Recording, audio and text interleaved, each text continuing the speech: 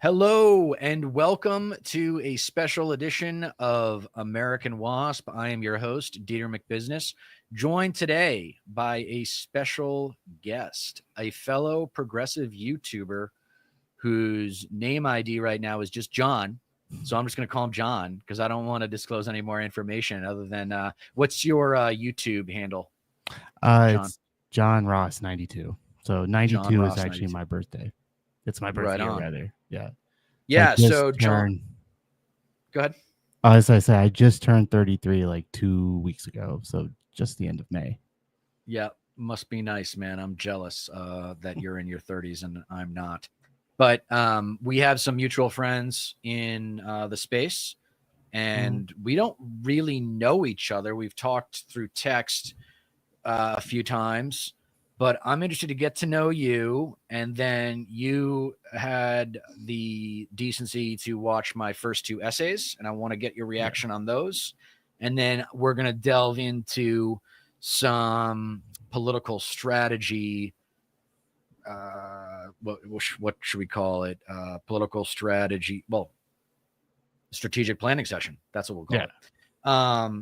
So tell us a little bit about yourself, John. How long you've been on YouTube? Do you have a specific niche? Like mine is like lectures, like college lecture style. Like that's what I'm really proud of. I do live streams, but the real work for me and the real passion is the video essays. So tell us about your channel and yourself, whatever you want us to know. Yeah. So I'm John. I've been on YouTube since I am coming up on 5 years this year. So since 2021. I'm a leftist. I guess you'd call myself a progressive, but I'm like I feel like as much as I'd like to call myself progressive, I feel that label on the left is kind of like overused or maybe We'll talk even about that. underused. We'll talk Yeah. about that.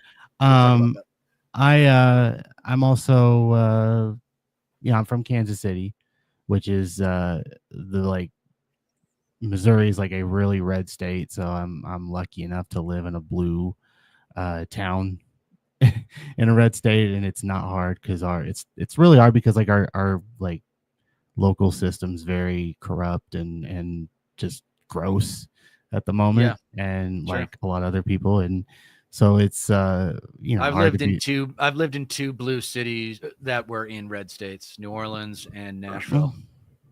I've never been through New Orleans. Yeah, it's a great town. I'd love to. There's like every American. It's a rite of passage for every American. I think it's like more important than going to Vegas. Vegas is trash compared to New Orleans. New Orleans is so much fun and so much history, and it's just rich in its look and feel and food. It's just awesome. It's just a great town. But anyway, back to you. Yeah. Well, that was actually that was a good little segue there. But yeah, I've been doing YouTube since 2021. I'm a leftist, like a small D, democratic socialist. I've been part of my local DSA for a little couple years now, despite some differences we've had. We'll get into that in a minute. I came up in the Bernie era.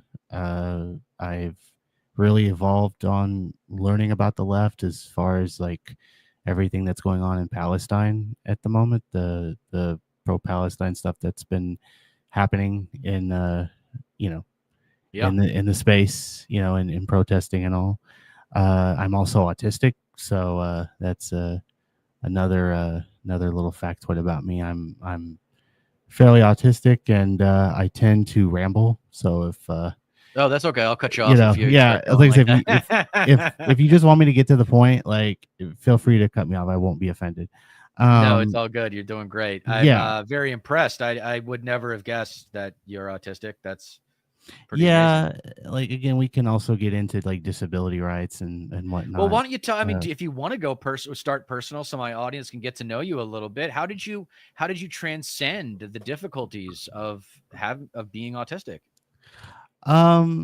I guess in put in the simple way, I had to fight an authoritarian system that because I also come from like watching your videos where you came from. We actually kind of have a similar background as far as the small town like upbringing that we had. Well, I the came culture. from I grew up the in cult I grew up in was Boston, but the culture of my mother was Southern evangelical. Like, yeah, it was a certain kind of rural, uneducated white, mhm, which is obviously the demographic base of the GOP. yeah. And so I came from small town Missouri, which that is very evangelical in itself. Like I Yes. grew up in like a small town where on every block there's like a church on Hmm. like every side. Like on every side of the block there's a different Yes. denominational church. Yes. And so there was this really heavy emphasis on religion and, spiritual practices. And when I was 10, trying to think, I was brought up Catholic. Uh, I should disclose, not by my choice. It Right. was my mother's choice. And I rebelled against it. But I didn't want to, like, I was too young. I was 10. And became kind of reluctant. I guess you could say like a reluctant soldier of Hmm. Catholicism. Like I Wow. I went along with it, but I didn't necessarily agree with it. I kind of hid Sure. that part for many years.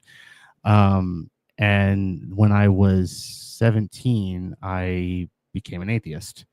I just was getting into 17. my, like, I was my late teen years, my early 20s. I was I was rebelling against my mother's religious upbringing, or Yes. I guess you could say like Pendulum. her. The pendulum Yeah, swing. yeah, the Yeah. pendulum. Yeah, The it's progressive swung. pendulum swing. Yeah, and I also, like, I grew up in a very, like, conservative environment where pretty much even today, the Trumplicans that you described in your introductory video, as I call it, Mhm. that was common in small town Missouri. Like I won't disclose the small City. Right. town, yeah, Right. for privacy reasons, but take my word for it. I grew up in a conservative environment. It was very Yeah. religious, very much a heavy emphasis on God and religion. And if you didn't Yep. believe in that, if you rebelled against it, you were, or at least I was, up until about the year 2001, when I was 10 years old. I was basically, for lack of a better term, ostracized Yeah. in my small I know what town you mean. because of, yeah. Yep. I haven't had as extreme of an experience like that socially, but I have had something in that direction a Hmm. few times. So I can imagine exaggerating that feeling of loneliness, stemming from social ostracization. Man, it just sucks. Yeah. And I've lost a lot of friends because of Trump. One in particular that I go back 25 years with, and it's really sad. It's Hmm. really sad that these people do not know how to think for themselves. The reason why the religion was so strong was because your parents didn't know how to deal with, and it's in a future essay, what's Hmm. called existential intelligence. There are Yeah. 9 different forms of intelligence, according to Howard Gardner, who's a renowned psychologist. Hmm. And one of them is existential intelligence, the big questions. Why are we here? What are we doing with our lives? Do I want to raise a family? All that good stuff. They don't do well with those questions. And so Right. they go to church to get them answered so that they can get the answers and they don't have to deal with the questions anymore. So it's what I call spiritual stress relief. Yeah. They're not spiritually. Oh, that was the other thing was, so you were, I would argue, let's get down to words. I took some notes while you were talking. Um, you were raised in a religious household. Yeah. Not, no, but the point, Oh, not a spiritual household. no, no, very, very religious. Like I would say, like, even pre 2001, my parents were pretty agnostic. Okay. Post 2001, kind of in that, like, I would say, post 9/11 atmosphere, where like there was a heavy emphasis on religion. And like Sure. I'm like, we're both like, I mean, you're older than me by like 5 or 6 years, like, but we're both like millennials in the sense, like, Right. we remember, like, 9/11. our, yeah, we Yep. remember how the world No, changed, dude, we're like, chill. So the big two yeah. events for millennials, the credibility cards for millennials are 9/11 and 2008 housing Yeah, the crisis. Great Recession. Yeah. Kiss my ass, right? Older Yeah. generations, you fucked up. Yeah. And that's You what I've fucked tried up. to, and I've actually tried to tell that to my Gen X uncle. It's like, you guys you had it a little easier, to be fair. I mean, A our little, well, a a little, lot bit, a a little semester, lot bit easier. back in their day, a semester at Berkeley was like $300 or something, or even less than that. I mean, Yeah. the Yeah. education costs were a fraction of what they are now. Yeah. And anyway, go. Yeah, I probably should rectify it. They had it a lot easier than our generation and the generation below us, or I think Yeah. above us, made Gen Z. I'm always bad with like what generation above, Younger, below, yeah. younger. Yeah, the Gen Zers. Gen Z. Yeah. It's like in a way, a lot of ways, I sympathize with Gen Z because it's like I do too. even though like our politics may be a little bit. I mean, I'm a little bit more far left than the typical liberal Democrat, but it's like, I sympathize with the fact that they are being had. They have a lot hard, like maybe a lot harder hand to be fed than millennials. I mean, Yes. Well, they like, didn't is get the it? social conditioning, and they didn't Yeah. get the teaching that we No. did, No. and they didn't get the toughness. Like that's what 9/11 and 2008 gave our generation. That's not appreciated, is a sense of toughness, of dealing with not getting your way. That's what toughness is.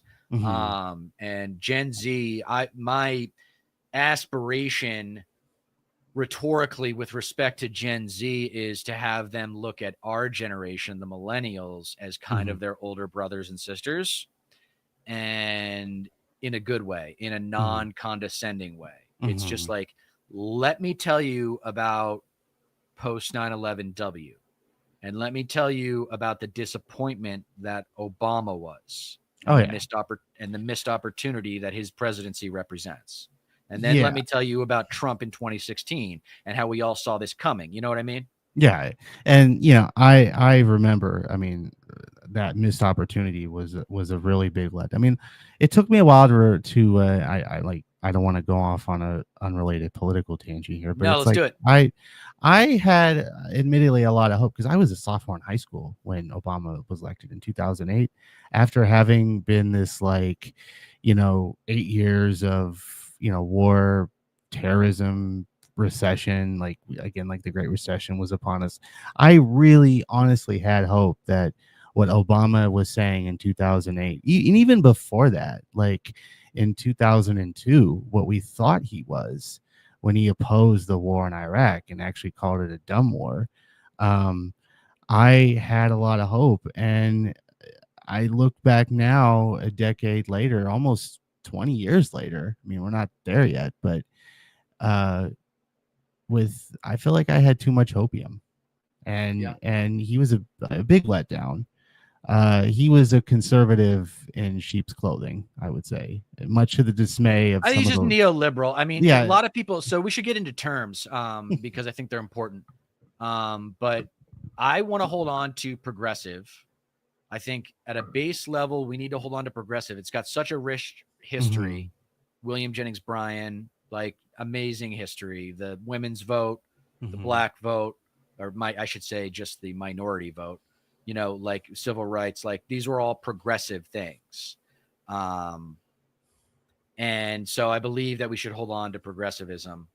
Um, I'm a member of my local DSA as well. I'm actually on the Mhm. steering committee, Mhm. and I still have a little bit of trouble with the word socialism because I think it might be antiquated Yeah. based on the evolution of the global economy. Mhm. Like these terms were all defined within the context of independent economies or relatively independent economies, Mhm. right? Yeah. Self-sustaining, or at least more self-sustaining. Like they still obviously traded with each other, but it was in a very different way than it is today. Mhm. And so I believe that socialism, it's not specific enough to accommodate the geopolitical status that we're living in. Yeah. Um, Um, But yeah, but I think progressive. So, but I just want, I'll let you have it in a second. But no problem. Progressive, the counter to progressive is the word I think is really problematic for the left is liberal. Mm-hmm. I actually think that liberal doesn't mean what it meant pre-Bill Clinton. I think Bill Clinton destroyed the integrity of that political label. Yeah. And so liberal now actually means neoliberal. What do you think? No, I would say that makes sense. I mean, liberals came in and basically, to put it in my own words, I hope this makes sense, but like having had a liberal mother, admittedly, and kind of embarrassingly now, it's like liberals came in actually during that Clinton era and just basically pulled the rug out from everyone. And again, we were probably a lot more younger during that I remember era. I was old enough. But, I was old enough to remember the Clinton. So my earliest news memory was the fall of the Berlin Wall in 1989. To give you an idea of how old I am, that was my earliest news memory. My attention toward party politics, in particular, started in '92 with my birth the year. with the three-way election between Perot and Bush Clinton, and Clinton. Yeah, and Bush. And a lot of people have forgotten about that election, especially the Democratic primaries where Jerry Brown took on Bill Clinton. And it was sheer talent. I mean, Bill Clinton was just an incredible talent. And he got into office. He didn't have Congress. And he recognized that in order to get things passed, he kind of had to capitulate. And that's where the pattern of capitulation came. And he didn't realize, I don't think at the time, because he's a bright guy, but not that bright, because he would not have repealed Glass-Steagall if he knew that the world was going to, the country's economic landscape would become so consolidated. And that consolidation of power is the narrative across many different spaces in our society since Clinton took office. So I think that that's what I wanted to say, and then I'll let you go, is Bill Clinton took the party of FDR and turned it into the party of Bill Clinton. That's what Bill Clinton did. Oh, yeah. And it facilitated this capitulation pattern that has outlasted him and Obama. Yeah, he took the Democratic Party and pretty much made it his own party. Yes. He made it his own little, as we say, neoliberal with a little bit of conservatism sprinkled in their political party. And even now, I look at the Democratic Party of this era compared to the last 2 decades as even more neoliberal than it's ever been. The fact that we have, his wife, who basically got into office, not on her own merit. Let's no, of course not. We got to admit that. We got to admit, be real with that. She didn't. If it weren't for him, she wouldn't be in where she is now, HRC, or where she's been the last 20 years. And they're full of, dare I say, I mean, I'll admit it. They're all full of war criminals. I mean, they all supported the war on terror in 2001. They all supported these invasion of Iraq, but also the Patriot Act. Yes. A lot of the reason Trump has as much power as he does right now is because W expanded the power of the executive. It's not as bad as that Supreme Court ruling, which basically said that you can't take the president to court. But it was after 9/11, the country was super around. I mean, he had a 90% approval rating following 9/11. And that the last time you saw a 90% approval rating was Eisenhower. Yeah, I mean, so that was first, W and like W and like pre 9/11, like the first 6 months before 9/11, as every other president that starts out when they start doing, because I watched your video where you said you watched Michael Moore's Fahrenheit 9/11. That also was a very building block into my political evolution. Yeah, it's a seminal moment. Yeah, seminal moment. Like, still I will actually uphold Michael Moore as the ultimate lefty progressive filmmaker of all time. I know that's a big statement to make, but it's true. Yeah, Um, like the and Spielberg of yeah, political documentaries. Yeah. yeah, exactly. Um, but yeah, in the documentary in Fahrenheit 9/11, Michael Moore talks about how Bush's approval rating was going down the tanker for the first 6 months before 9/11, and Right. then 9/11 happened, 9/11 and happened, he completely changed became, everything. yeah, Yep. everything changed, the country changed the way we. I mean, it's, I guess it's a little bit the way we think, but there was also, as It we say, well, the way I think about W is his cabinet with mhm, Rumsfeld and yeah, Cheney as his Dick VP Cheney, Colin and Powell, Condi Rice, all Ashcroft John as Ashcroft, the all those Justice people, Department. And George I Tenet. think about his Yeah. cabinet, and it was basically the old guard of the tail end of the Cold War. Yeah. And And these that, so they were guys trying to were use they were trying to use Cold War political, well, globally political tactics, neoconservatism. mhm, mhm. And they were trying to do that, and it obviously blew up in their face. Oh yeah. And And these that's guys have why, been there before. right. Yeah, And they know Cheney, that's the thing about the Rumsfeld, Republican. like, That's the biggest difference between the Republican and Democratic Party, is that when the Republicans have power, they use it. oh They yeah. don't care about losing the pendulum swing. But we're Democrats, all they do when they have power is come up with reasons for why they can't do something.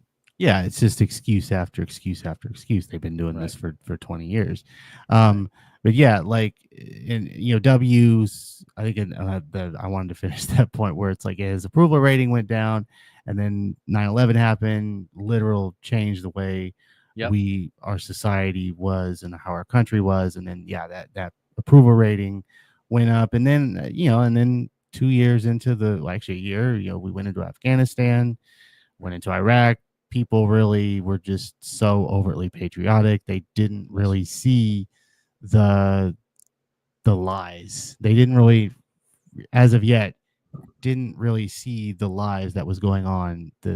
Where they tried to say there was a connection between Saddam Hussein and Osama bin Laden was total bullshit. Okay. Yeah. Yeah.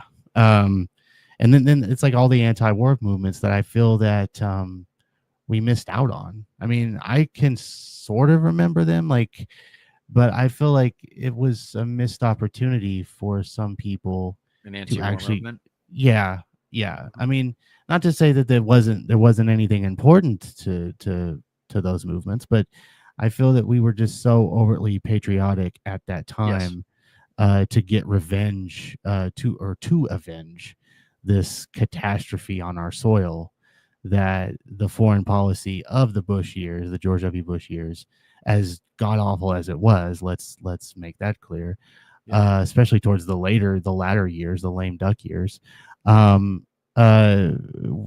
made us, look at the anti-war movements and say, yeah, these people are not patriotic. When it's Right. like, dude, do you not see that we're being lied to? So you're going to And love my third essay because it's all about what you're talking about right now. mhm. And it's called, it's called, hold on, I'm going to get the title right. The Right Wing Magic Trick: Ooh. How American Exceptionalism Became American Narcissism. The concept of American exceptionalism is just plain childish. It's, Mhm. it's narcissistic in a childish way. It's like, oh, I'm so special. Just when I came out of the womb, because it was within the borders of the United States, Mhm. I am automatically special. No, you're not. Mhm. No, you're not. It's Mhm. it's good for family and friends to make people feel special a few times a year at least, Mhm. but that's it. Like for most people. Like let's have some humility. Let's recognize, and this is actually something maybe we should move into some political strategy or some culture with the left. Be interested in your Yeah. thoughts on these things. Yeah, no problem. Um, I am struggling with the left's narcissism, which I define as the double-edged sword of equality. On one side of the sword is equal opportunity society, the goal. That's what we want. That's the progressive dream of an equal opportunity society. communist where everyone's got the same amount. Although we're down with the communists joining our cause, but Mhm. I personally don't believe in everybody. Like, it's okay to have some kind of a pie chart, but 1% owning 50% of the wealth or more is ridiculous. Redistribute wealth. I'm all about wealth redistribution and solving income inequality, but not where everyone has $100 in their bank account. Like that's Right. and that just stays like that. Like, no, if you work hard and you're smart, then you can make some more money than your neighbor. So equal opportunity society is one side of the sword. The other side of the sword is social equality. Mhm. And by that, I mean the leaders of the left. Mhm. The left wants the method by which we achieve change to reflect themselves, which is narcissism. And by that, I mean they want the method by which we achieve change to come in the form of a woman or a minority or someone who came from poverty or disadvantaged backgrounds, whatnot. They don't care as much about the skills and talent. And when I say they, I really mean the Democratic Party neoliberal establishment. Mhm. I believe that progressives care more about skills and talent than the Democratic Party neoliberal establishment. With that said, there are some people in the progressive left that I think also get caught up in this lefty narcissism of social equality. And I think it's hindering us from role playing, from deciding who the leaders are going to be. Mhm. Because I love the lovers, right? Mhm. And I love the nice guys. Obama was a lover. Obama was a nice guy. No more. No more. Give me competitors, right? Some people call them winners. I just call them competitors. Not everyone's a competitor. Not everyone's cut out for competition, especially in the context of American politics. But this next generation of lefty political leaders need to love conflict, need to love competition, need to hate MAGA and hate incrementalism. I want big time structural change akin to the New Deal. I think you do too. But what do Yeah. you think about that cultural problem with the left? I think that's a good question. I probably feel like I needed to maybe take a few notes. It's all good. Lefty narcissism, double-edged sword. Lefty narcissism. I think that's as far as the narcissism, and this is my view and nothing more. So if anyone watches this and disagrees with me, like, I totally understand. I mean, we're all entitled to what we're all out our own opinions, right? But as far as like the narcissism, I think that we are sort of, man, not maybe even sort not even sort of, but we are kind of all in our own little safe spaces. Right. And I account myself for that. I'm not excluding myself. I have my own safe space. I think we all kind of look at just the way things are going for us personally and politically, Yes. if this Yes. makes sense. Most people, I think, yes, don't really care about politics until it affects them personally. That's most people in America. Yes. I think we look at it more from a personal perspective than a public perspective. And individualism versus collectivism, my very first dichotomy. Yep. And we think about ourselves too much as individuals. And I again, I put myself in this as a leftist. I am not excluding my own blind spots, which we all have. As far as our narcissism, we have our own blind spots. We have our own. We tend to say something extreme and make mistakes here and there as often as we do. Yeah. But I think the other side of the coin is we have to learn from our mistakes. So, and we also have to welcome open source. What would you say? Open source disagreement or open source agreement. We need, or open forum disagreement, as well as agreement, that we can look at somebody who thinks like us, maybe believes the same thing, maybe has a different sort of left political opinion than us, and openly disagree with, and say, okay, let's hash it out. Like, what are the things we disagree on, Right. and where could we come to some common ground with that, versus here are the things we disagree on, or here are the things we do agree on, and let's figure those things out, if that makes Right. sense. It does. And I think there's an appropriate level of rhetorical discourse on the left to sort out where the majority of people on the left stand. And I think people should remain flexible on the left. I think the neoliberals should, just based on this one core, I think it's the most important domestic issue, healthcare. Yeah. I mean, it's just like someone said, and I can't find it, but someone said, when this is all over and the pendulum swings back left and Trump is out of office, America is going to expect universal health care. Yeah. They're going to expect Yeah. some form of universal health care. And And this is ridiculous. It's long overdue. It's long overdue. Way, dude. way That's, long overdue. And that's where I get my generational resentment on that issue too, because it's like, you baby boomer conservatives and you baby boomer liberals, like, you had 20, 30, 40 years to fix healthcare and do something about it was a missed inequality. opportunity. You could say the same about Gen X too. I've had many a disagreement with my Gen X uncle about these, they're too competitive, progressive issues in regards to healthcare. It's like there was a missed opportunity in the Clinton years, speaking of, and we could have had it, and it was a missed. So why? And it's like, even in 2016, I know we're past this point. I mean, I know we have to move on, but it's like in 2016 during the Bernie Sanders campaign, when he was up there talking about getting universal health care, and a lot of the liberals were a lot of the, I would say the Gen X liberals were like shaking their heads and being dismissive. I'm like, well, this is another golden opportunity that your generation missed out on. Yes. And they should be held accountable. Yeah, exactly. And that should be rectified. And to shrug this off, I mean, these are people who have been bitching about needing progressive issues for almost 20 years or more. I don't know why I'm thinking in years. It's just how my mind works sometimes.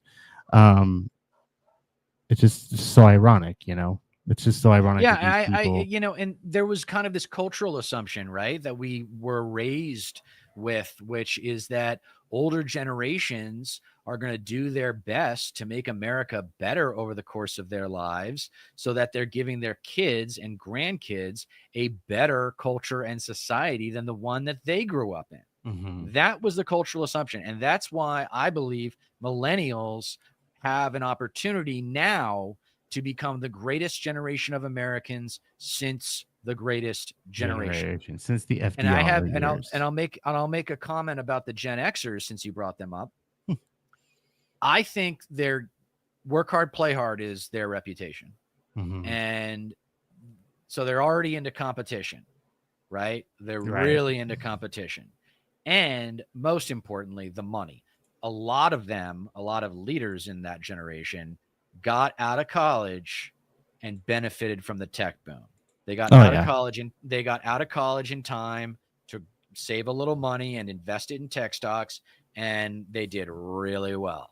Yeah. And they influenced everybody else to behave similarly, and other people had capital, and people got into various stages, but at the end of the day, the economy grew and they benefited from it directly. Yeah, they benefited from capitalism. Absolutely. They benefited from the corporate CEO world that we label here I want you to take with you onto your show, and just make sure you give me credit. No problem. Credit where credit's due. Yes, thank you. I'm a little bit there's my narcissism showing up. Baby boomer conservative capitalism. BBCC. That's the problem. Yeah. But ideologically speaking, that is the problem. You can have all these conversations about what the structure of our new society should be. What we have learned in the last 50 years, 45 years, by the time Trump gets out of office, it'll be 48 years. Yeah. is that baby boomer conservative capitalism doesn't work. Yeah, Period. it didn't work for them then, and it doesn't work now. And that's the same way with the Gen X liberals. These Generation X Clintonite liberals who think that the world is better. It's like we're still trying to be force fed the Clinton era neoliberal politics Yes. of the 1990s. Right. We're No, I not, mean, I think and so. even I the wanted to get Obama. I wanted to get back to what you were saying though. I'm Oh, sorry. Go ahead. Finish your thought. well, I was gonna say that the Gen X, the neoliberal Clinton era of the politics of the 1990s, as well as the neoliberal Obama era politics, which is Yes. basically Clinton era politics in sheep's clothing, Yes. or maybe like 2.0 Clinton era politics, just isn't working. No. It's just not And working, and that's just a blunt point to make, but it's the truth. I say to the so Gen X people, I say to my fellow, we say to our Gen Xers, is like, look at the mistakes that where the president of the early 2000s made and the president of the 1990s made. Learn from that. Don't make that mistake. yeah, Basically, yeah, evolve, grow, evolve. Yeah, learn. progress, get Yeah, better, learn, be an adult. yeah, exactly. That's what it comes down to. Exactly. I describe American society or America Because herself as a spoiled teenager with a credit card who uses the credit card to buy junk food and guns and pay off politicians. Like that's I what I haven't see did credit America card, as. but yeah. The thing I wanted to go back to that you were saying, which I found insightful, was the method by which the left unites through rhetorical discourse and the form that takes. I don't know how this fits in with what you were saying. You tell me. But I think a simple platform, one where we come into the conversation saying no one has all the answers. There is no Messiah here. We're going to put the best and brightest people in a room, and we're going to come up with the best solutions to these enormous problems. And we are going to go in with the premise that big problems require big solutions. History tells us as much. Yeah. Okay. So we go in there but what's the marketing? So I say that there's three elements to American politics. There's politics, what the politicians are doing with each other. There's policy, which is obviously the problems and solutions part. And then there's political marketing, the salesmanship of that policy to the public by the politicians, right? Right. So the political marketing angle is FDR's second Bill of Rights, which is employment, adequate income, farmers' rights, getting rid of unfair competition and monopolies, housing, healthcare, social security, and education. Basically, all the things that the progressives want, just a basic level of society. So I don't know. You tell me how this fits into your understanding of way what of thinking. would work. Yeah, what would work best for the left to unite. But that paradigm is like, let's get everyone on the same page with that. And then we can go into the political discourse of like, well, it's Medicare for all or something better, because I got news for you. Not all the doctors like Medicare, Yeah. So we'll have an evolved platform of policies. Well, as far as the unifying the left, I mean, we've tried this before.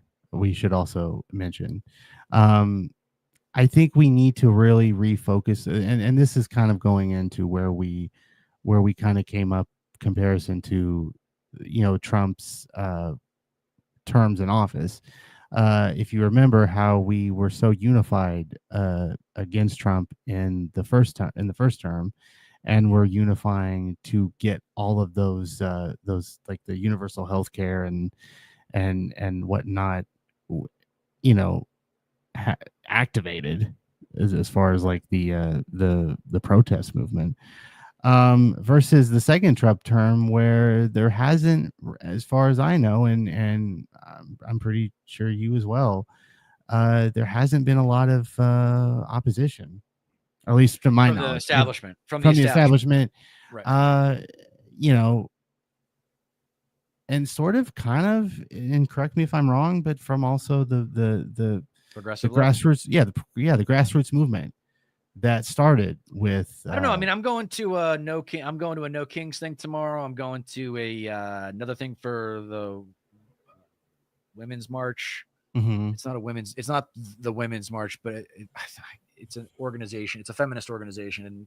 And then there's a third one that's like training, like anti-ice training. I don't know if I'm going to go to that. I don't know if I'm going to be able to go to that, but I think there actually is quite a big surge of political activity going on the left, but Mm-hmm. there isn't leadership to coalesce. Yeah. And that's okay for now, but like I'm sure you agree, AOC, Bernie, not perfect, but they need to multiply. We need more of those. We need 10 Yes. Bernies. We need 10 AOCs that are younger and hotter and filled with piss and vinegar. Yeah. Well, I mean, I'm going to kind of go into like maybe a spiel here that we may Sure. No, disagree I'm with, listening. agree Yeah. to disagree. I feel, and as someone who did support Bernie in 2016 and 2020, and I do give credit where credit's due in pushing me farther left. I want to make that point. However, I believe, and again, I am just a lowly lefty podcaster who streams on YouTube, does the Twitch thing. Like, there's got to be somebody out here that's going to probably disagree with me, who watch this, and they're going to probably say something in the comments that it would all totally fine. I welcome that discourse. I believe that they've come up short, Bernie and AOC. For example, the pro-Palestine movement, all this atrocity that's going on with Israel and Gaza. We all know that Israel is basically just terrible. I'll put it that way. I won't say anything more extreme to get in trouble here, but there were pro-Palestine people at the oligarchy tour, and from some people's perspective on the left, which it makes, I'm sorry, I'm stuttering. It's reasonable in some way that they ignored those movements, and No, it's not reasonable. They shouldn't have. That was a mistake for sure. Yeah, yeah. Sorry, I fumbled my words. I get nervous, and when I try to have a thought, I say I mix my words up. Yeah, it wasn't reasonable. They shouldn't have done that. I feel like they're sort of basically, how can I say this? Like dumbing, I don't want to say dumbing down. They're ignoring the pro-Palestine protesters at that tour was a bad move. It was just a terrible move. And these these folks, Deter, also supported Bernie in 2016 and 2020.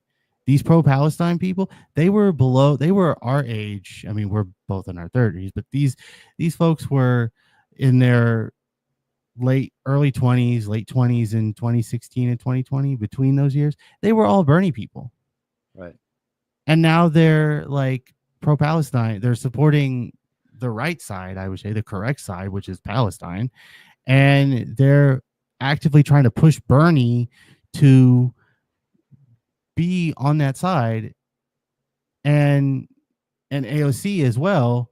And it's basically they've ignored that. And that's I mean, yeah, it's disappointing that they haven't been more aggressive on that issue. Foreign policy just doesn't carry the same weight electorally as domestic I hope you don't issues. mean that rant. I hope you don't mean. Huh? I hope you don't. I say, I hope you don't mind that rant. I mean, I hope. No, not at all. The only advice I would give you on your communication is don't qualify. You have great opinions. You think about things a lot.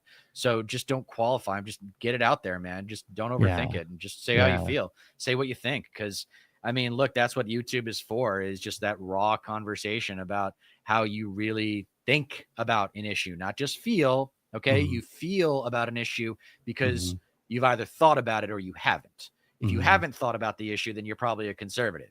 If you've thought about the issue a little bit, you're probably a neoliberal. If you've thought about the issue a lot and done your research and done your homework and understand history, not public memory, history, then you're probably a progressive. That's how I look at understanding of knowledge, is that, Mm-hmm. you say agree to disagree. Well, I'm not going to do that with conservatives anymore. I'm going Right. to tell them, I'm going to treat them like the intellectual children that they are, which is go to your room, shut up for 20 years while we clean up the mess that you made for the last 48. Oh yeah, yeah. As far as like, what I should probably also, when I say agree to disagree, I'm basically taking that with the left, with all Yes, I know. No, factions. I was But just I was just playing off of it. I wasn't yeah, disagreeing with you. But yeah, I mean, my understanding of my worry, my concern about where we're at now, just looking down the road, because as you get older, and I'm actually not in my 30s, I'm actually in my 40s, but as you get older, you start to think in terms of 18 months and then like 3 years and 5 years down the road and stuff.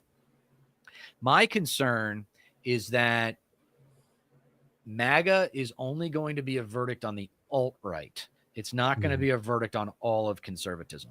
right. And my purpose now, insofar as I can, is to make sure that lefties have the conviction to kill conservatism, kill its culture, kill its values, kill its political relevance. And the truth is that you can't kill it, but you can. I call it a cancer on our society that you can't cut out. You have to radiate. You have to use radiation to get it out. Isolate it and mitigate it. Yeah. Yeah, conservative, and the other thing is, you hear this all a lot, and maybe this could segue to like the cultural stuff about the left. The other thing that we've seen in the last 30, 40 years is conservatives whining about Hollywood being too liberal, or they don't have a space in Hollywood, which is Too woke. bullshit. Yeah, all that stuff. Yeah. It's like, so I worked in Hollywood, and I can tell you, I'll give it back to you real quick, but no I just problem. want to get this thing out. But the purpose of storytelling is to understand what it's like to be someone else going through extraordinary circumstances, right? So it's all about empathy.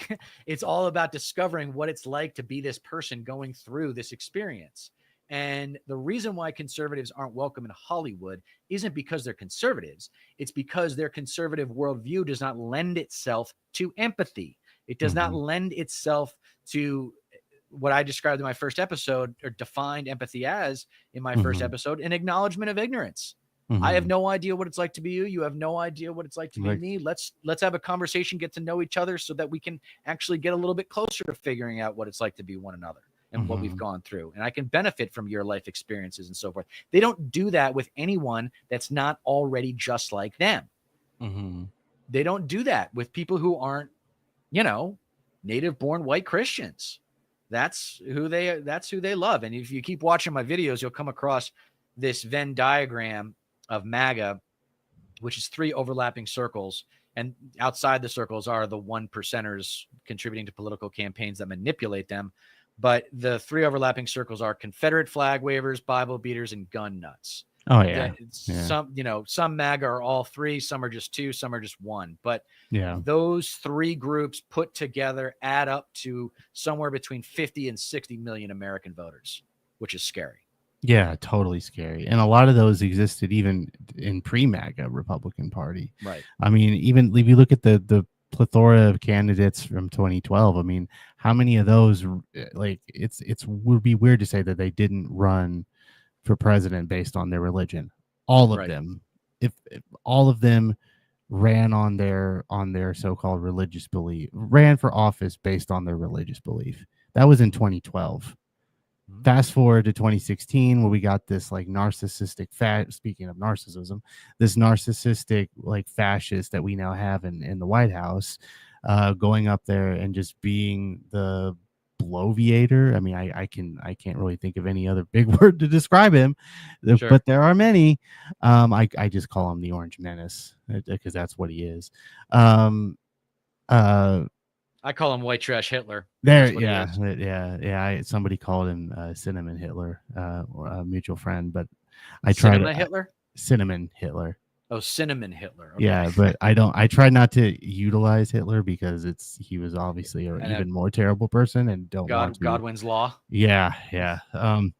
But No, I think. Well, I mean, I'm going with white trash fascists. Like that's yeah, what my label for MAGA trash is at this point. Because yeah, what's the new meaning of WTF? White yeah. trash White trash fascism. That's what fascism. it. Yeah, Yeah. yeah, totally. I mean, and the sad thing about it is also Dieter is that even when he's had his time, like when he is long gone from being president, MAGA is never. I mean, and this is really hard to believe now, and I don't want to make it be a gut punch, but it's like the MAGA is like there's still going to be people that are going to be Yes. like that, unfortunately. He's going to be idolized Even, by at yeah, least. yeah. Yeah, that's why I'm saying radiated. So it's If about we one take it third of out, voter. It's about one third of the voting public right now. MAGA.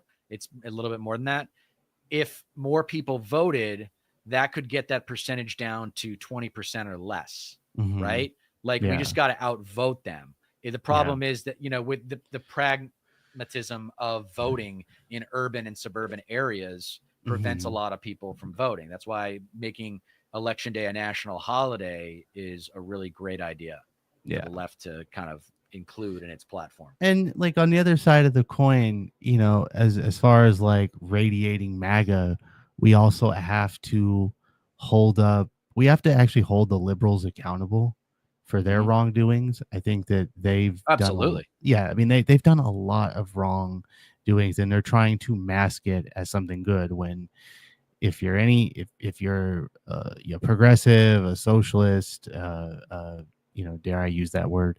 Um, No, I even a think I'm just gonna get over it. Democratic socialists. democratic social, like like I said, I'm a small D democratic socialist, Right.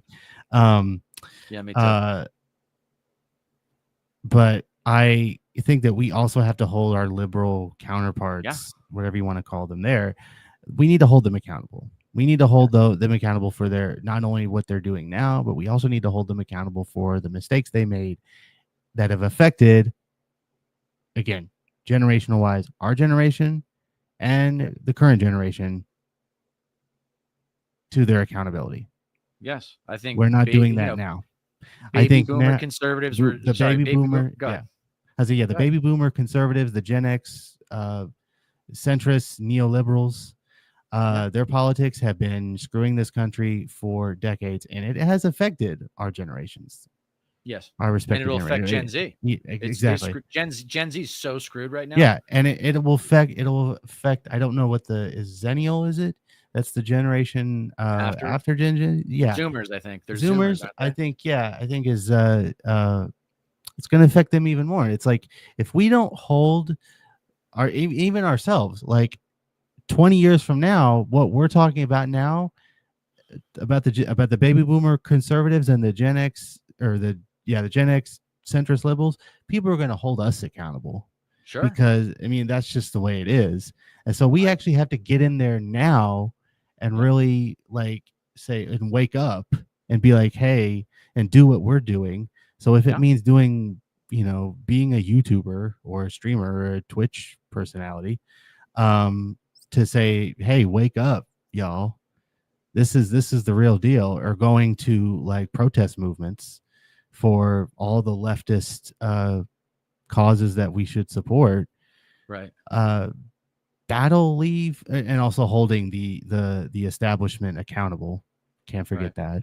Um, that'll leave a lasting impact for the Zoomer generation, that the baby boomer conservatives and the centrist Gen X liberals didn't for millennials and Gen Z.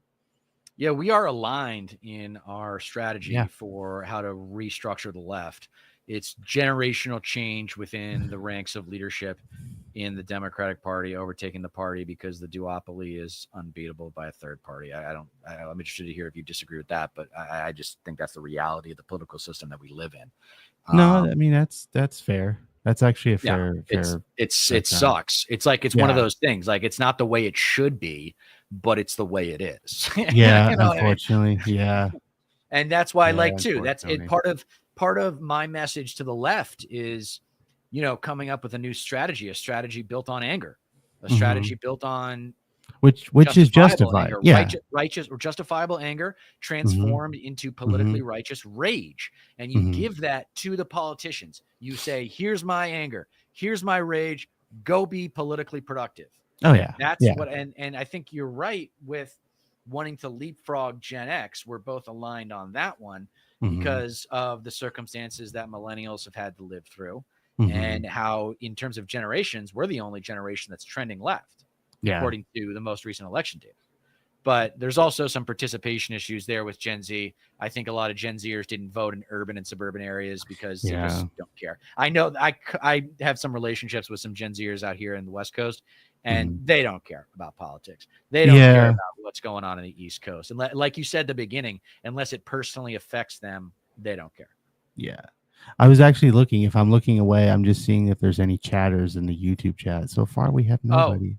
Yeah, Do no, we we have Thunderbird here. Clinton had to deal with Republican sweeping takeover of Congress and their contract on America. I believe he means contract with America. That was Newt Gingrich, I believe. And yes, that's right. And Clinton was not elected with a majority in 92. He was elected with a plurality. Yeah. For the first time in a really long time. I was born in 92. So if you ask me about that election, I'm just going to look at you funny and be like, what? I was born in May. Like I said, no, it was a freak show. It was a freak show of an election because Ross Perot dropped out because he thought, and then came back in like within the last minute. Yeah, like 2 or 3 months left to go, and participated in all the debates and threw off the electoral math. And Clinton was the beneficiary. And it's just tragic because Clinton could have done a lot of great things, but he wanted to get things passed. And that meant appealing to a conservative Congress. It's kind of similar to the way that Obama did in 2008. Yeah. I mean, the way he compromised his own being within the Republican Party. But he didn't have to because he had both houses of Congress. Yeah. We haven't seen I don't know if we'll ever see that again hopefully we will in 2028, where the pendulum swung so far back to the left that they actually had both houses of Congress. Mm-hmm. And it's like he did have he had both the houses of like he had so many opportunities in 20 and he felt like he had to compromise his own whole being, which he shouldn't have. And I felt like also he was pressured once he got into office and was like his advisors. Joe Lieberman, Rahm Emanuel. Joe Lieberman was his goddamn chief of staff. Give me a break, dude. Rahm, do you know the Emanuel family? I know that he ran. I mean, of course, he was mayor of fucking Chicago, and he did, not to put down Chicago, but it's like I know that he was mayor, and he was the most awful mayor that city ever had. His brother basically runs Hollywood. He controls. Major agencies. Ari Emanuel. The Emanuel family is like one of the most corrupt, like Zionist people. You know, it's like Ari Emanuel in the Hollywood world could just snap his fingers and get somebody fired. Yes. If they were like pro-Palestine, or if they didn't align with the liberal Zionism. It's a big reason why I left Hollywood. The Zionism was really tough to swallow after a while. There were other reasons, but and I'm still kind of connected to the industry with a handful of projects, but by and large, I've moved on. as an aspiring filmmaker, and I have to credit Gavin from the Vanguard to doing this. As an aspiring filmmaker now, and as someone who's actually currently writing a screenplay, trying to get that side of me activated. Sure. I feel like I'm like, I was saying this to my my creative writing professor, like pre-COVID. I was like, if I ever decide to take that side of me and say, look, I'm going to go however you want to say, work in Hollywood, it's like I'm going to have to fight a patriarchal system, an authoritarian system that's going to tell me, like, no, this is how it is, and you must adhere to this, or you are not going to. I mean, look at the majority of people in Hollywood, speaking of, that are pro-Palestine. I mean, I still to this day believe that Susan Sarandon should not have been fired from CAA for supporting Palestine. I don't believe that Melissa Barrera should have been fired from the Scream movies for supporting Palestine. I say kudos to the the comedian David Cross, who is Jewish, by the way, but is Right. also a pro-Palestine supporter. Kudos to Wallace Shawn, who is also a legendary voiceover actor, also pro-Palestine. Actually said some, I think, called it a genocide over there. Let's just use that word because it Sure. is. Let's be It is. real. Yeah, I mean, it's really it's really difficult right now for anybody on I'm the glad left.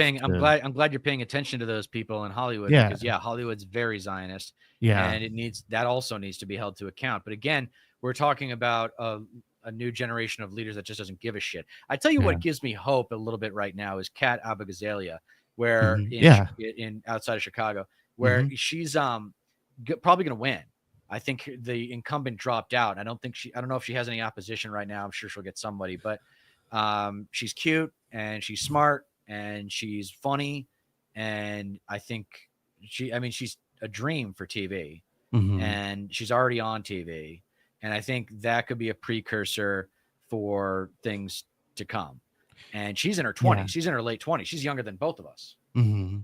Yeah, and you could say sort of, I guess, in a way, with the whole, like, I have tried to pay attention to the mayoral race in New York. I know neither of us are from New York, but I think it's you have America's to mayor.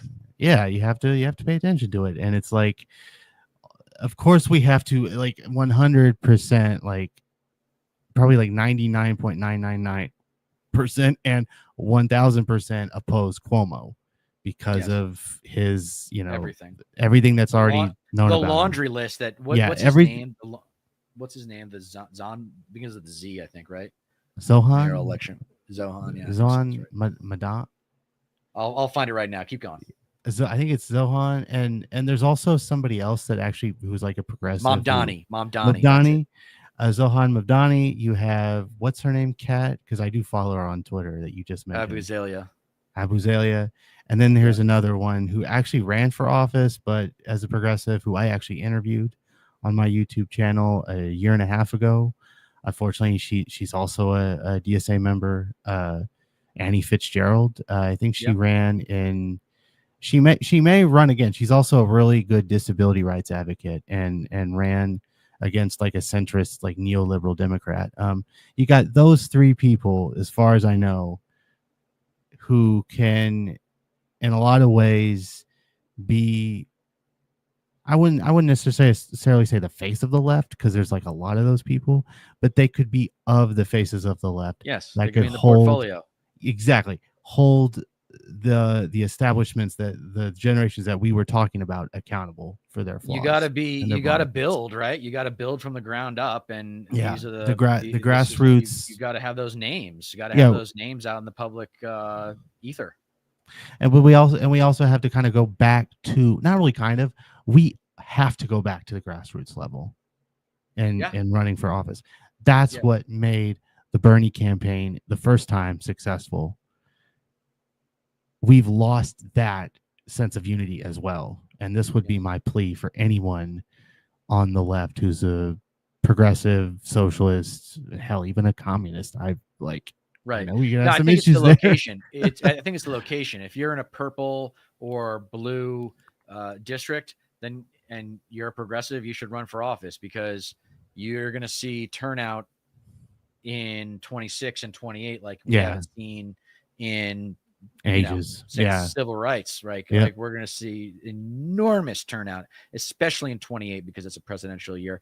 And my message to Gen Z and other millennials is, you vote twice in even years. You don't vote just once in even years. You vote twice. Once in the winter or spring, and then once in November in the general. And you got to get these people, these younger people, registered in certain, depends on the state. Like California is an open state, so you can vote in Democratic primaries no matter what, even if you're a Republican. But that's not the case with a lot of states.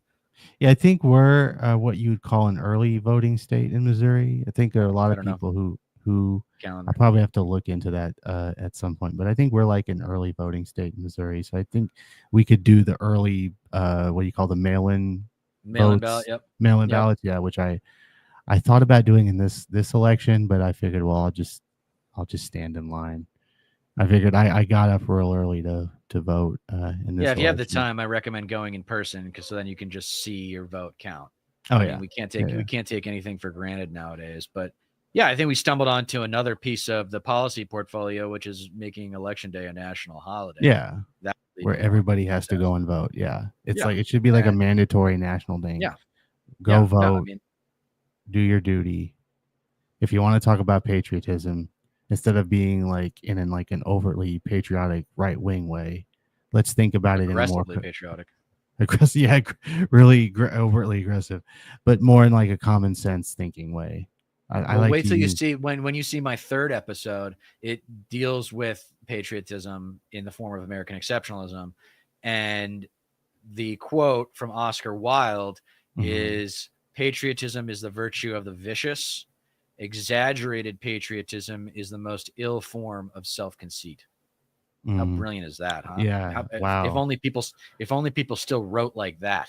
Oh God, And what here's a the thing. genius. I learn a lot about history from you. I don't do you know who Andrea Ravinsky is? I don't mean to name drop. No. She's on this space. I'll look her up. Because I know you and Alex are on this space. I watched Yes. your first episode. That Oh, was cool. great. That was great.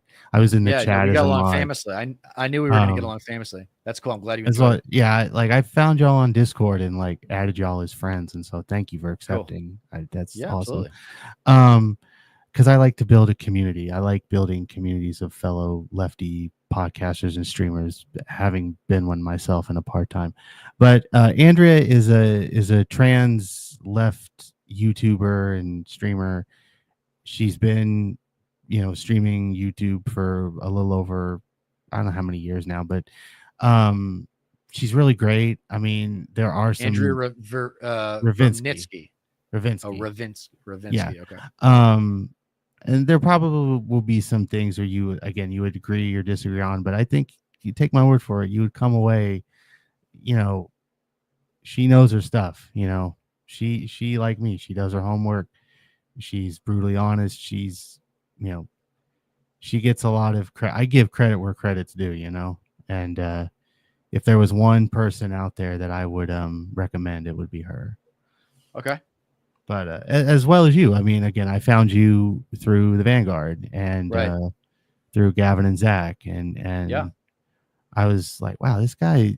Again, it was like he knows his stuff, and I've always I try, man. I try to do my homework. Yeah, there's always more to learn. I got a lot of books that are on my shelf. You know what I mean? Same. I mean, I got a whole back room of a bookshelf of different. I have like my own personal library, and I know you can't really see it, but I also got a lot of movies. Speaking of Hollywood, and if we had a lot of time, I would talk about my support for physical media because that's going away. And that was the other thing I liked because I kind of caught a little bit of your show with. I have to go back and like rewatch the full episode, but when you were talking about like the Hollywood and like all the major players, like for example, like WB and what was it, Discovery? They're separate. Yeah, consolidated. Like that. I guess like you could say they're like separating into two different companies, and like Max is renaming themselves once again, or they're going back to HBO. HBO. Yes. It's like I knew that was a bad decision as soon as they made it. I was like, why are you calling it Max? HBO is an incredible brand. Yeah, exactly. It's like why if people think HBO, they think The Sopranos, they think a 100 different. They think Game of Thrones. They think a lot of the big Tales from the Crypt titles in TV. Yeah. I mean, that was a horrible decision from day one anyway, changing it to just Max. It should have just been because before that it was HBO. They shouldn't even have rebranded it or started a new fucking service. They to begin with. It was stupid. They should have just been like, hey, it's $20 a month and yada yada. It's called HBO. Yeah. It's called HBO. It's called HBO everywhere because it's always on demand. We're not gonna. It's not gonna be another title, but again, with the corporate elitist world, they got to make their money, and they got to. It's a lot about consumerism. They got to get Yeah. They got to get people to subscribe and pay. Well, people also have to 100. justify their positions within corporate infrastructure. Yeah. So a lot of people, that name change probably derived from someone, at the VP level being like, oh, we should, we're big enough now as we've been HBO Max for a long enough. If we Yeah. just go to Max, then people will notice, and then we'll get more subscribers. And it's like, no, dude, people want you to go back. I don't think No. HBO has actually I still don't think they've recovered from the Game of Thrones debacle. I Oh, think no. HBO is still like I limping don't. from that. Yeah, I don't think, and they've also haven't recovered from all the productions that they like, the completed movies, and they just shelved. It's like they probably got a whole back catalog of stuff in their vaults that's just going to sit there and gather dust until somebody that's not in the higher up position will probably say, you know what, we need to put this stuff out because Right. people need to see it, and they need to put it out there for free. They need a pipeline. They need to continue Yeah. to create content and justify people's $15 a month. Hell yeah. I was to Here, say hold on. This Thunderbird, is and yeah. Thunderbird. We need a People's Manifesto to counter the Corporate Manifesto, which was outlined in the 1971 Powell Memorandum. I'm not familiar with the 1971 Powell Memorandum, but I did allude to FDR's Second Bill of Rights as a foundation for political ideology going forward for the left, because everyone knows that the big problem with the left is fractionalization, like John was talking about earlier. And the way I think you transcend that fractionalization is by embracing a little bit of humility and saying it's not about one person having all the answers. It's about a team of people getting together and coming up with the best solutions to the big problems of America. It's that simple. This is something that I'm a little bit of an elitist about. And I'm interested here. I want the best. I mean, call it my privilege that I grew up with. I want the best. And that doesn't mean everyone's a Harvard law grad. Like, that's not what I mean. I mean, I want people who can communicate efficiently with specificity, are willing to admit they're wrong, aren't afraid to say, I don't know, but are experts and the best experts in their fields. That's what I want. Yeah, exactly. It's people who are supposed to be like these know-it-all, like bookworm types. They have just to know experts, man. Don't complicate it. It's just experts. MAGA has brought about, if anything intellectual, MAGA has brought about its anti-expertise. It's like everyone's got an opinion on everything.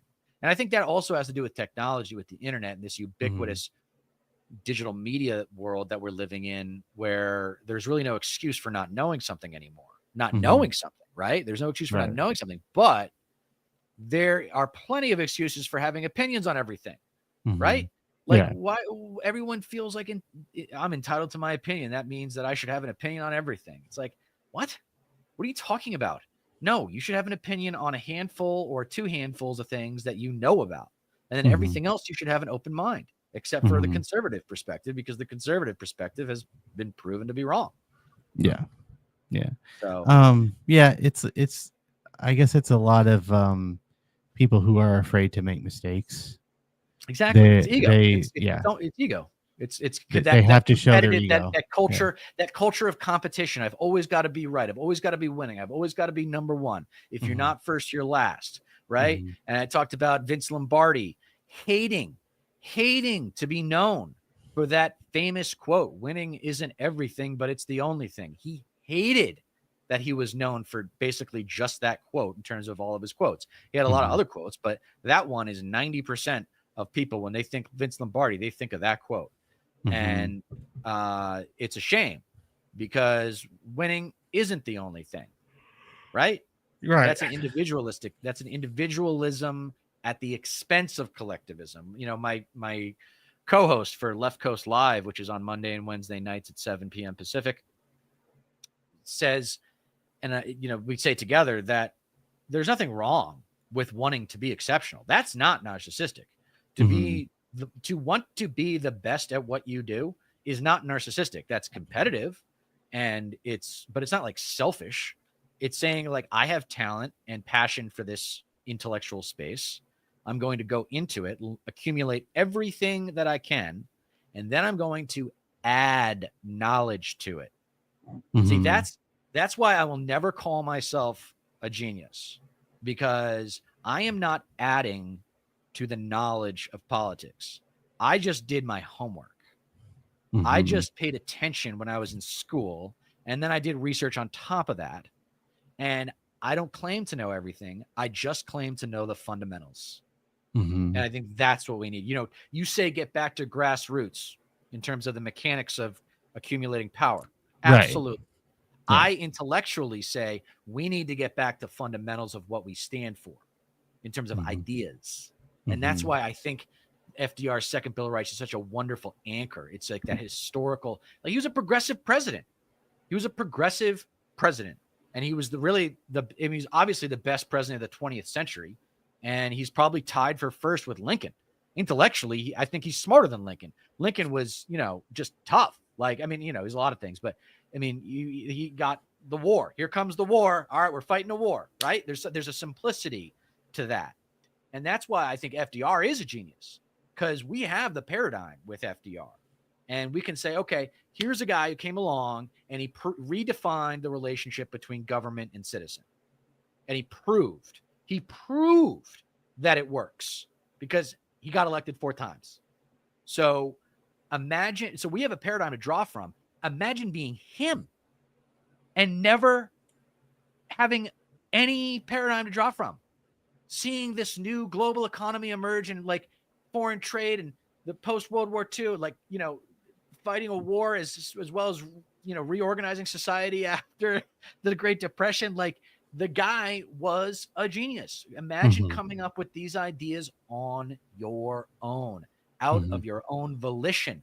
And while suffering from polio and in a wheelchair, we have to. And I think that facilitated his intellectualism. The physical handicap for him, I should say, the physical challenge for him, the physical challenges with it, not being able to walk, and that he was thinking all the time, man. He was thinking he had an obsessive mind, like all geniuses. They obsess over what they think about. And that's what produces not just greatness, but superlative greatness and historical greatness. And I say that America's political royal family is not the Kennedys. It's the Roosevelts. Oh, yeah. It's the Roosevelts. I think the Kennedy. Anyway, go ahead. Yeah, I mean, like Kennedy's, what's his name? The father, had Joe? differences. Joe Kennedy had differences with Roosevelt. I think he was more. Yeah, Joe Kennedy was pro-Hitler for a little while. Yeah, was pro-Hitler. He was pro-Winston Churchill. He was, I think he was, if I'm not mistaken, he was for the war. And had differences with Roosevelt that got him demoted to the ambassadorship of London. Was it the ambassador of London? I should know my England. Yeah, UK. So yeah, there's a little tidbit of history for you. Yeah, it's always fun to, and I mean, like, that's funny. The Kennedys have this aura of New England class, yet their money comes from bootlegging.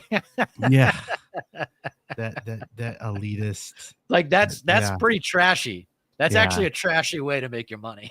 Yeah, and considering that the current nephew, I guess the distant nephew of is now holding a position of power, who's got so many as I call him Junior. I won't even say his full name. He has all these. You want to check it out? It's relevant to what we were just talking about. Yeah. Plant a Tree says the working class movement, particularly the powerful unions at the time, put the collective pressure on FDR to become the genius, i.e. to think big ideas. Thank you, Plant a Tree. That is a wonderful little factoid, and I'm glad you brought it up, because comprehensive understanding of that period of time is very important to resurrecting this political ideology. So yes, FDR was not perfect. Obviously, the Okinawan internment camps were pretty embarrassing for him in terms of legacy. That's probably the most embarrassing mistake that he ever made. But he was okay. So this is where I will just respond to this in a way that, like, I'm not trying to deify FDR, but that he listened to the working class movement and didn't turn them into an enemy. That he actually was like, wait a second, the unions really know what they're talking about. They really, if I'm going to, as an elite New Yorker, if I'm going to be able to empathize with the working class, the unions are probably the best avenue for that empathy. I believe. I mean, that's what I'm getting out of this comment. Yeah. Yeah. I think FDR had pretty much like all the good intentions in mind with the working class. I think that I believe that even without him, we wouldn't have had the pro-union democracy that we now that came out of the New Deal. We wouldn't have had the pro-union movements that we have now. I think that pressure to put that on FDR, despite all the challenges that he faced, it worked out in the end. Because look what we got, and look what came after all the what's considered socialism now. Yes. In Social this security, country. socialism, Social Medicare security, for all. Medicare, it is socialism. Fucking like the social programs that came after FDR from, like, I won't even say Kennedy, like LBJ, like the Great Society. Kennedy was FDR was New Deal. Yep. JFK was the New Frontier, and so LBJ was Great Camelot. Society. Camelot. I thought it was Camelot, but it was New also Frontier is Teddy, Frontier. I think. Oh, really? I think that was Teddy. But Great Society was also LBJ. Yeah, correct. and that was, in a way, it was an extension of FDR's New Deal.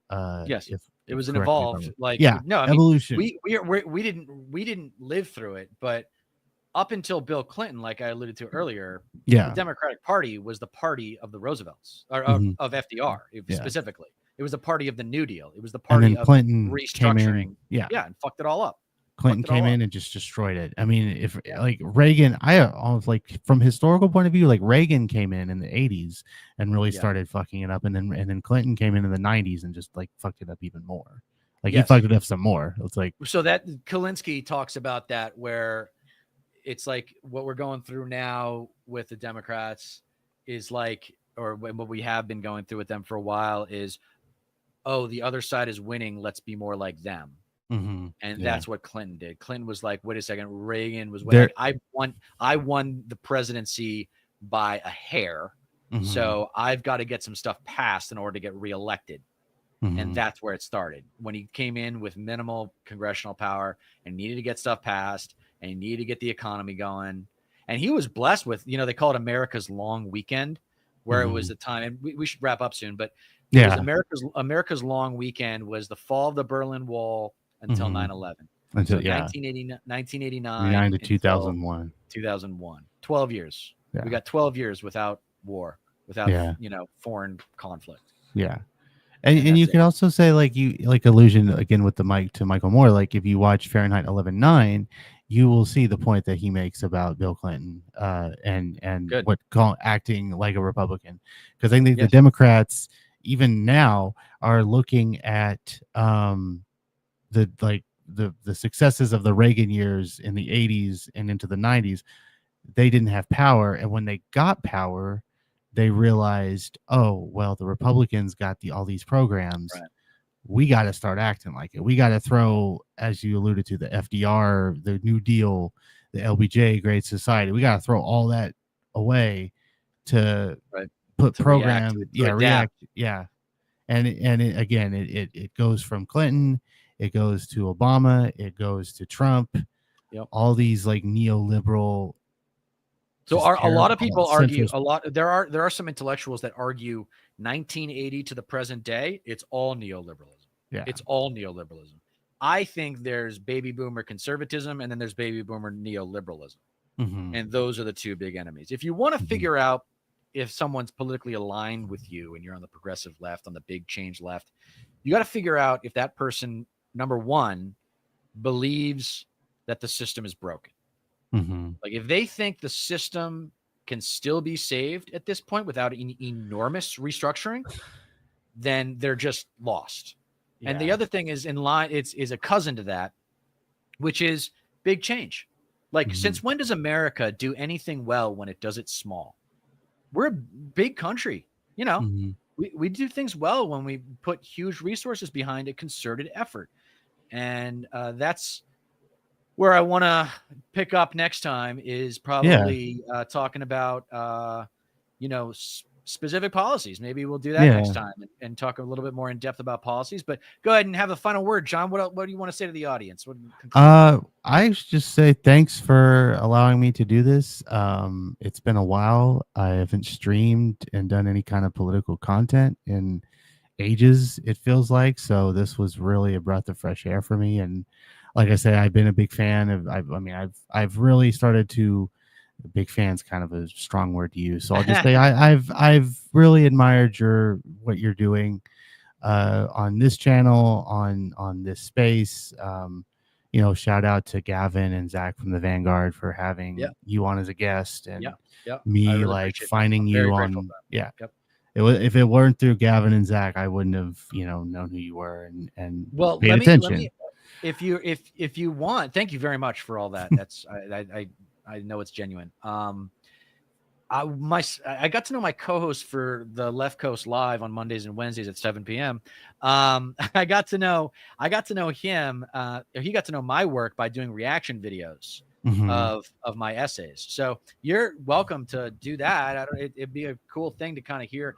Maybe there's some points of disagreement. I can watch your reactions to them, and then we could have another live session or something like that. Just fuel the conversation with my established content. But again, here we are at my narcissism. So if you don't want to do that, then no big deal. Oh, I mean, I would, I'd love to. I mean, I tried if there's any chance, any opportunity, I would. Um, Again, I'm actually trying to get back into the streaming political left communities because I've taken a pretty long break Okay. for a while. Okay. So Got to do I it, would man. love Got to to do get back that. in the game. Get back in the game. But I do stuff outside of left politics. I Sure. game. I'm a sort of a gamer, so Sure. I do game streams on Cool. Twitch and Kick and whatnot. But I also do stuff on here. I've been doing, as I say, I'm John. I host the show JRTS on YouTube. Mhm. So go Oh, subscribe. yeah. It's mainly just interviews. For a while, it was started off as just a little project for fun, and then I kind of decided, well, I'll try to do an interview and ask questions and see how that works out. And it's been pretty good. It's worked good in my favor. I mean, it's not like Pinkerbell is in chat says hey. Um yeah, so yeah, I'm on YouTube, I'm on Twitch, I game stream, I for what it's worth, I am on Kick. I know that that's kind of a sore spot with some people, but it's just another platform, and it's mainly Okay. just for gaming content. It's not like I'm gonna like be a big at revolutionary of any kind, but and yeah, I'm gonna ramble. It's all good. It's all uh, good. Well, John, thank you so much for joining us.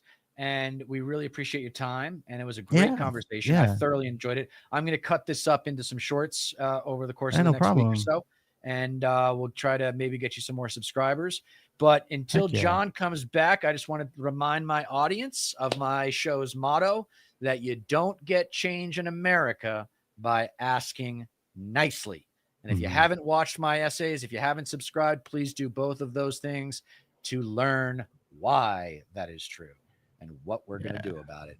Until next time, this is Deter McBusiness, American Wasp.